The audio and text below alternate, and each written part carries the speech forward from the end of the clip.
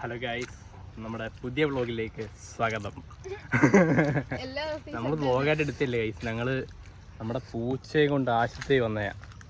അപ്പം വണ്ടി ഓഫായിപ്പോയി. അപ്പം ഞങ്ങൾ വണ്ടി ഓഫായിപ്പോയപ്പോൾ ഇവിടെ ഇങ്ങനെ ഇറങ്ങി. എനിക്കൊന്ന് അതിൻ്റെ ഇത് വെള്ളം കണ്ട് തീർന്നു പോയത് ചൂടായിട്ട്.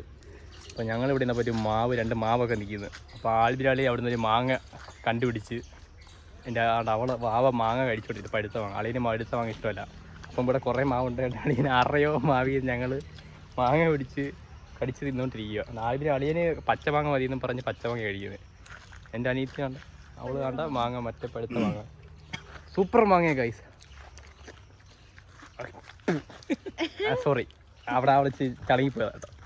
അപ്പം ഇതാണ് സൂപ്പർ നമ്മളൊരു ഇതാ സൂപ്പറെന്ന്. നമ്മൾ പെട്ടുപോയതാ ഗൈസ്.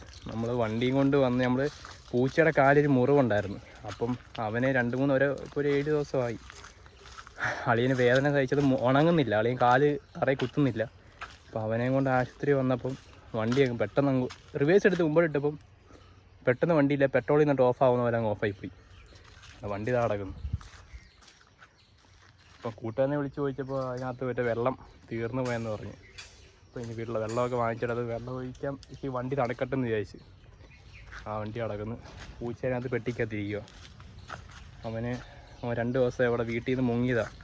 പിറ്റേന്ന് വന്നപ്പോൾ മുതൽ സെറ്റിൽ കയറി ഇങ്ങനെ കിടക്കുക. കാലേ ഒരു മുറിവില്ല, അത് വീങ്ങിയിരിക്കുക, പഴുപ്പായി.